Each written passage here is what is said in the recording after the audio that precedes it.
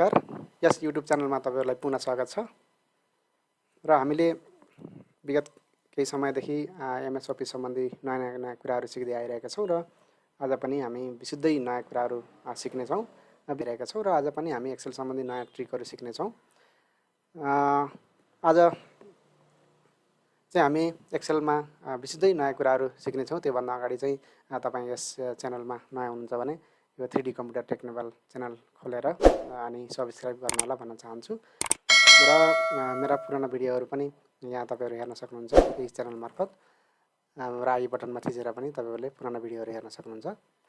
जस्तो एक्सेलमा मैले यो भन्दा अगाडि पनि केही कुराहरू सिकाइसकेको छु र आज हामी यो सिरियल नम्बरहरू कसरी जेनेरेट गर्न सकिन्छ र सर्वप्रथम जस्तो हामीले म्यानुअल रूपमा धेरै जसोलाई थाहा भएको कुरा चाहिँ जस्तो हामीले यहाँ 1 टाइप गर्ने 2 टाइप गर्ने यसरी चाहिँ म्यानुअल पनि गर्न सकिने भयो। र अर्को कुरा छ जस्तो हामीले यहाँनेर 1 र 2 टाइप गर्छौं अनि त्यसपछि दुईटैलाई सिलेक्ट गरेर यताबाट मसिनो प्लस कर्नरमा क्लिक गरिसकेपछि यसरी ड्र्याग गर्ने अनि जति चाहियो त्यही अनुसार चाहिँ सिरियल नम्बर जेनेरेट गर्न सकिने भयो। अर्को कुरा छ जस्तो हामीले यहाँ 1 मात्रै थिच्ने अनि यहाँनेर कर्सर पोइन्ट राखेर अनि यहाँ किबोर्डबाट कन्ट्रोल थिचेर यसरी ड्र्याग गरेर पनि हामीले सिरियल नम्बर जेनेरेट गर्न सकिन्छ हैन।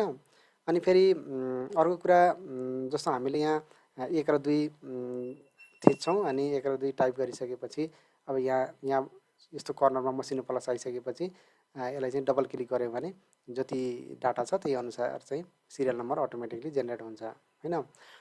त्यसैगरी अर्को तरिका के छ भने अब यो तरिका पनि भयो हैन, यो गर्न त सकिने भयो।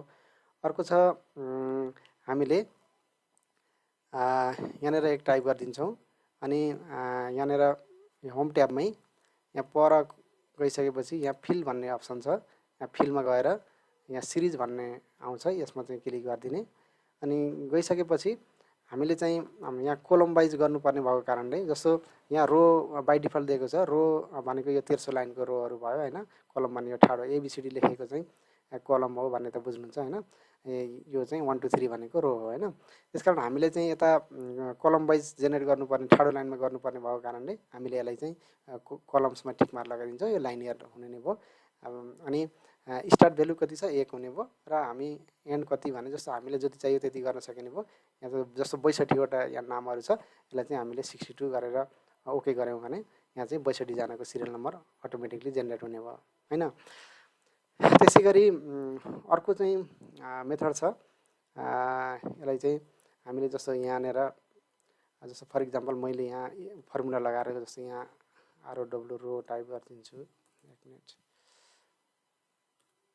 रो गरेर यसलाई ब्र्याकेट ओपन अनि बन्द गरिदिएपछि यो रो नम्बर कति रहेछ 1 रहेछ हैन। अब त्यसैगरी हामीले चाहिँ यहाँ तलपट्टि पनि यस्तै गर्दिन्छौं इक्वल टु ROW अनि ब्र्याकेट ओपन अनि ब्र्याकेट बन्द। त्यो गरेपछि यहाँ रो नम्बर 2 आयो भनेपछि हामीलाई चाहिएको चाहिँ यहाँ कति हो रो नम्बर 1 हैन। त्यसकारण हामीले चाहिँ के गर्छौं भने यो फर्मुला एडिट गरेर जस्तै यसमा के गरिदिनु पर्यो भने -1 गरेर एन्टर गरिसकेपछि यहाँ 1 आयो हैन। त्यो गरिसकेपछि हामीले सर्लक्क यसलाई चाहिँ डबल क्लिक गरिसकेपछि यो अटोमेटिकली जेनेरेट भएर आयो हैन। अब यसलाई चाहिँ हामी डिलिट गरौँ। डिलिट गरिसकेपछि यसको फाइदा के हुन्छ भने यो सिरियल नम्बर हामीले रो डिलिट गर्दा बित्तिकै अटोमेटिकली यो चाहिँ अटो जेनेरेट भएर यहाँ 3 4 गरेर कन्टिन्यू सिरिज नम्बर आयो हैन, सिरियल नम्बर आयो। अब कन्ट्रोल जेड गरौँ। अब जस्तो के छ भने जस्तो हामीले नर्मली फर्मुला नगाइकन गर्दाखेरि सिरियल नम्बर 1 2 3 अब यसरी गरियो भने जस्तो हामीले डिलिट गरेको चाहिँ यो नम्बर छ नि यहाँ छ, यो चाहिँ अहिले 2 हरायो नि त यहाँबाट हैन। त्यसै गरेर म्यानुअली गर्दाखेरि त्यो डिलिट गर्दाखेरि रोहरू चाहिँ त्यो नम्बर पनि डिलिट हुन्छ, सिरियल नम्बरहरू बिग्रिन्छ। हामीले यसरी रो फंक्सनहरू लगाएर यसरी गर्यौं भने जुन हामीले डिलिट गर्यौं जस्तै यहाँ हामीले यो गुणानिधि पाण्डे भन्ने डिलिट गर्यौं भने अब यो त डिलिट भयो तर सिरियल नम्बर चाहिँ यहाँ अटोमेटिक 1 2 3 4 कुनै पनि मिस्टेक नभइकन चाहिँ यो सर्लकै अटोमेटिकली डाइनामिक तरिकाले चाहिँ यो जेनेरेट हुन्छ हैन। त्यसकारण यो रो फंक्सन गर्दाखेरि हामीलाई चाहिँ यसरी सिरियल नम्बरहरू बिग्रिने सम्भावना हुँदैन हैन। यो तरिका चाहिँ एकदमै राम्रो छ फर्मुला लगाएर गर्दाखेरि। र अर्को चाहिँ अर्को नयाँ तरिका फेरि जस्तो हामीले यहाँनेर नाम टाइप गरौँ राम श्याम गरेर गर्दाखेरि यहाँ चाहिँ सिरियल नम्बर अटोमेटिकली आउनु पर्यो। यसरी चाहिँ कसरी ल्याउने त भन्दा हामीले चाहिँ के गर्छौँ भने यहाँनेर equal to if function type गरिदिन्छौँ, ब्र्याकेट ओपन गर्छौँ अनि हामीलाई चाहिएको कहाँबाट हो यहाँनेर यहाँ हामी फर्मुलाको यो एड्रेस दिन्छौँ हैन।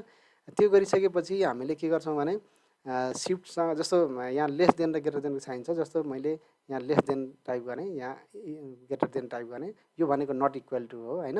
अब यो गरिसकेपछि हामीले डबल इन्भर्टेड कमा चाहिँ दिन्छौँ,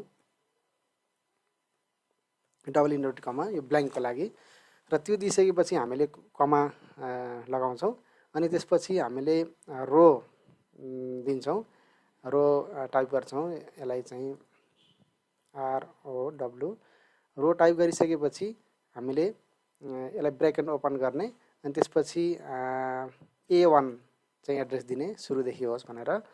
त्यो गरिसकेपछि यसलाई हामीले क्लोज गरिदिन्छौँ अनि फेरि कमा दिन्छौँ। त्यसपछि ब्ल्याङ्कको लागि जस्तो ट्रु फल्सको लागि चाहिँ हामीले के गरिदिन्छौँ यहाँनेर यो इन्भर्टेड कमा चाहिँ डबल इन्भर्टेड कमा चाहिँ दिन्छौँ अनि त्यसपछि ब्र्याकेट बन्द गरिदिन्छौँ र इन्टर गरिदिन्छौँ हैन। यो गरिसकेपछि यहाँ फर्मुला जेनेरेट भयो। हामीले जति आवश्यक छ त्यति चाहिँ हामीले सर्लक्क तान्दिने। यो तानिसकेपछि जस्तो हामीले यहाँनेर नाम लेख्दै जाउँ, राम श्याम हरि सीता हैन गीता हैन, यसरी चाहिँ अटोमेटिकली आउँछ। यो भएपछि त राम्रो हुने भयो नि त। हामीले चाहिँ काम गरेर जाँदा सर्लक्क चाहिँ सिरियल नम्बर जतिसम्म आवश्यक छ यसलाई केही गर्न परेन, सर्लक्क चाहिँ अटोमेटिकली आउने भयो हैन। यो हुने भएको कारणले यो फर्मुला चाहिँ लगाएर हामीले चाहिँ सर्लक्क जतिजनाको डाटाहरू इन्ट्री गर्नुपर्ने छ सर्लक्क यही फर्मुला यी फर्मुलाको यो फङ्सनहरू यो हजुरले पज गरेर पनि यो नोट गर्न सक्नुहुन्छ। यो गर्नुभयो भने हामीले सिरियल नम्बर चाहिँ सर्लक्क लागेर यता नाम लेख्दै जान्छौँ, सिरियल नम्बर चाहिँ अटोमेटिकली आउँछ हैन। यसरी चाहिँ विभिन्न तरिकाले चाहिँ हामीले सिरियल नम्बरहरू जेनेरेट गर्न सकिन्छ नयाँ नयाँ तरिकाबाट। म्यानुअल भन्दा पनि जस्तो धेरै डाटाहरू इन्ट्री गर्नु पर्यो भने यसरी चाहिँ फर्मुला लगाएर हामीले डाटा इन्ट्रीलाई अझै सहज बनाउन सकिन्छ है। र यी र यस्तै कुराहरू चाहिँ हामीहरू अगाडिको भिडियोमा नि सिक्नेछौँ। यस भिडियोलाई अन्तिमसम्म हेर्नुभएकोमा धेरै धेरै धन्यवाद र साथीहरूलाई पनि सेयर गर्नु होला भन्न चाहन्छु र सब्सक्राइब गर्न नबिर्सनु होला भन्न चाहन्छु। र अहिलेलाई यति नै भने मैले, र आगामी भिडियोमा हामी अझै थप नयाँ नयाँ ट्रिकहरू र टिप्सहरू म चाहिँ बताउने छु। अहिलेलाई यति नै भने, हस् त, धन्यवाद।